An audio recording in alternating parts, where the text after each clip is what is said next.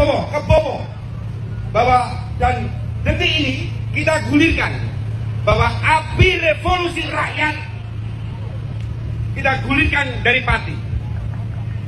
Sepakat teman-teman? Yakini besok Bandung, Jogja, Surabaya, Malang, dan kota-kota lain. Karena kejaksaan adalah kepanjangan tangan dari kekuasaan. Satu, ini tidak lepas dari kepanjangan tangan dari penguasa yang lama, Jokowi.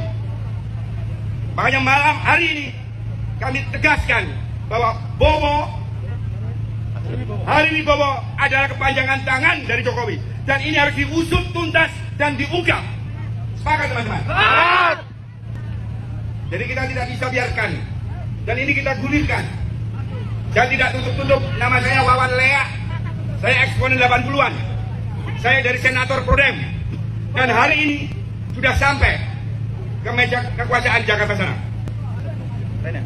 Dan kita ancam bila dalam jangka waktu 1 kali 24 jam Kajari Pati tidak dilepas, kami akan serukan boikot bayar pajak di Pati. Kita tunggu 1 kali 24 jam.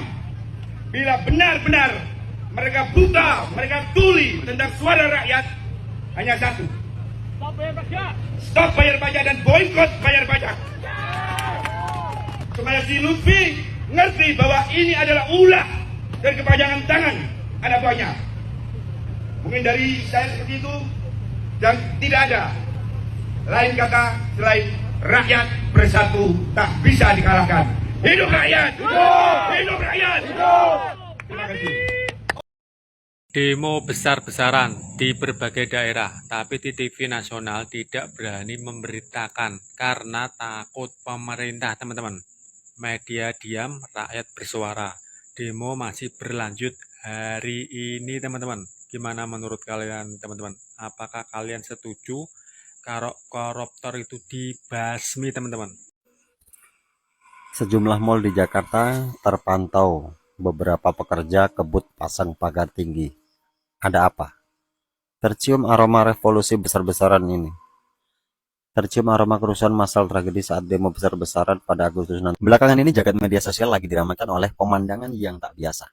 Pusat-pusat perbelanjaan dan mal menggesa pembangunan pagar menjadi jauh lebih tinggi.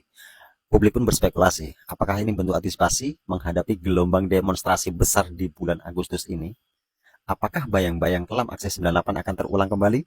Pertanyaannya, kenapa atmosfer ketakutan dan ketegangan ini bisa terjadi? Jawabannya sederhana, karena pemerintah hari ini gagal membangun komunikasi yang beradab dengan rakyatnya sendiri. Ketika kebijakan dikritik berdasarkan fakta dan data keilmuan, bukannya dijawab dengan argumen yang mencerdaskan. Respon yang keluar dari presiden justru terkesan anti kritik dan menganggap semua yang mereka lakukan sudah sempurna tanpa kesalahan sedikit pun. Bagaimana rakyat tidak marah jika pemerintah menuntut dihargai, tapi di saat yang sama justru memperlihatkan sikap kekanak-kanakan tanpa kehormatan. Kata-kata tidak pantas, tidak sopan, dan sebutan untuk merendahkan pengkritik sebagai londo ireng, bajingan, hingga kata umpatan ndasmu terucap dengan begitu entengnya dari mulut seorang presiden. Ini bukan cerminan kepemimpinan yang bisa dijadikan panutan atau diteladani oleh generasi bangsa, melainkan cerminan dari ketidakberadaban seorang presiden. Ledakan emosi rakyat di jalanan itu tidak pernah terjadi secara tiba-tiba. Ini adalah akumulasi dari rasa tidak didengar dan sakit hati akibat komunikasi otoriter yang menyepelekan nurani. Kemarahan yang dipupuk oleh keangkuhan kekuasaan inilah yang berpotensi memicu kembali sejarah kelam 98. Perlu diingat satu hal, jangan pernah sekalipun meremehkan kekuatan rakyat. Pemimpin bisa berganti, gedung-gedung pemerintah bisa direnovasi, tapi tanpa adanya rakyat, negara ini tidak lebih dari sekadar nama tanpa jiwa. Negara ini berdiri atas keringat dan darah rakyat, bukan atas kehendak sekelompok elit kalian.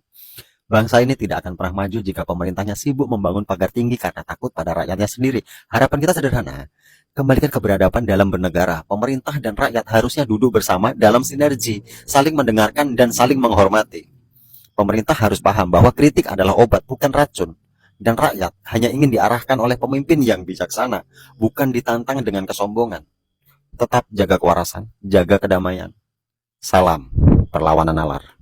Banyak yang mengira pagar tinggi di mal ini dipasang karena takut demo atau kondisi ekonomi memburuk. Tapi pemilik mal akhirnya buka suara. Ternyata alasannya justru berbeda. Belakangan ini, pagar setinggi sekitar 2,5 meter terlihat berdiri di pintu masuk utama Mall Kota Kasablanka atau Kokas, Jakarta Selatan. Pemandangan ini langsung memicu berbagai spekulasi di media sosial. Namun, Direktur Marketing Pakuwon Group sekaligus Direktur PT Pakuwon Jati Tbk, Sutandi Purnomo Sidi, membantah berbagai dugaan tersebut. Menurut Sutandi, tujuan utama pemasangan pagar adalah demi keamanan pengunjung. Ia menjelaskan, banyak mall Pakuwon memiliki area terbuka yang sangat lebar dan berbatasan langsung dengan jalan raya. Nah, kondisi itu dinilai beresiko karena banyak orang menyeberang atau masuk ke area mall dari sembarang titik. Sutandi juga menepis anggapan bahwa pagar dipasang untuk mengantisipasi situasi tertentu di masa depan. Bahkan menurutnya, Pakuwon bukan baru mulai memasang pagar sekarang. Royal Plaza Surabaya sudah memiliki pagar sejak tahun 2006. Beberapa pagar lama hanya diganti karena sudah berkarat dan rusak setelah puluhan tahun digunakan. Sementara di Jakarta, Blok M Plaza bahkan disebut menjadi inspirasi desain pagar yang kini digunakan di mal-mal Pakuwon. Jadi, menurut pihak Pakuwon, pemagaran ini merupakan bagian dari standar keamanan dan pembaruan fasilitas, bukan karena adanya kekhawatiran terhadap kondisi tertentu. Nah, kalau menurut kamu gimana? Apakah alasan keamanan ini masuk akal? Atau menurutmu ada alasan lain di balik pemasangan pagar tinggi di sejumlah mall? Tulis pendapat kamu di kolom komentar. Pagar tinggi di sejumlah mall Jakarta baru saja dipasang. Tapi kini Gubernur DKI Pramono Anung justru meminta pagar itu dilepas. Ada apa sebenarnya? Polemik pagar tinggi di sejumlah mall Jakarta kini memasuki babak baru. Setelah sebelumnya pihak pengelola mall menjelaskan bahwa pagar dipasang demi alasan keamanan pengunjung dan penataan kawasan, kini Gubernur DKI Jakarta Pramono Anung ikut angkat bicara. Pramono mengatakan dirinya mengamati pemasangan pagar tersebut. Menurutnya, pagar mungkin dipasang karena adanya kekhawatiran tertentu. Namun, pada waktunya nanti, ia akan meminta pihak pengelola mal untuk melepas pagar-pagar tersebut. Pramono juga menegaskan bahwa rasa khawatir yang berlebihan tidak baik. Ia memastikan pemerintah Provinsi DKI Jakarta terus berkoordinasi dengan TNI, Polri, dan aparat penegak hukum untuk menjaga keamanan ibu kota. Bahkan saat disinggung soal kemungkinan kekhawatiran pasca kericuhan yang pernah terjadi pada Agustus tahun lalu, Pramono mengaku yakin Jakarta tetap aman. Ia berharap Jakarta terus menjadi kota yang aman, nyaman, dan menyenangkan bagi semua orang. Kalau menurut kamu gimana? Pagar tinggi di mal memang perlu dipertahankan demi keamanan atau sebaiknya dibongkar seperti yang diinginkan Gubernur DKI? Tulis pendapat kamu di kolom komentar. Menteri Hak Asasi Manusia Pigai klarifikasi usai Prabowo sebut jurnalis Londo Ireng. Maksudnya, I love you. Hah? Tapi intinya Pak Prabowo bilang, I love you wartawan. Wih. Benar loh, ini saya benar loh. Tolong sampaikan, tolong tulis. Siapa yang percaya sih?